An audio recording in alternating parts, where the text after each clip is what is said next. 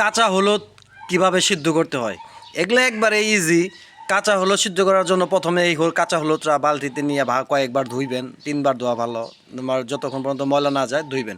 ধোয়ার পর ছাঁকনিতে ছাইকে সুন্দর করে উঠাইয়া তারপরে একটা যে কোনো জায়গায় চুলাতে নিয়ে এসে একটা পাতিলের মধ্যে দিয়া হাঁড়ির মধ্যে কাঁচা হলুদ চড়াই দিয়ে পানি দিয়ে এভাবে দিবেন, দেওয়ার পর সিদ্ধ করতে থাকবেন। এভাবে দেখবেন পানি করতেছে, এরকম ফুটতেছে। যখন দেখবেন যে এই কাঠি দিয়ে হলুদের এরকম গায়ে আঘাত করবেন, আঘাত করার পর যখন ভিতরে প্রবেশ করে যায় পুরোপুরি, তার মানে সিদ্ধ হয়েছে। এটা এখনও সিদ্ধ হয় নাই, আরও কিছুক্ষণ সময় লাগবে। যখন দেখবেন ইজিলি যখন ভিতরে প্রবেশ করবো এই কাঠিগুলা, তার মানে হলুদ সিদ্ধ হয়ে গেছে। তা হলুদ নামাবে এরকম হলুদ হয়ে যাবে। এবার সিদ্ধ করে যখন আপনি শুকাইবেন সুন্দর করে, আর যদি বড় থাকে তাহলে সেটাকে অর্ধেক করে কেটে ফালটা করে দিতে পারেন, ভাগ করে দিবেন। তাহলে দেখবেন দ্রুত হলুদ শুকিয়ে যাব। এভাবে হলুদ খাইলে আশা করি আপনার শরীর স্বাস্থ্য ভালো থাকবে, সুস্থ থাকবেন।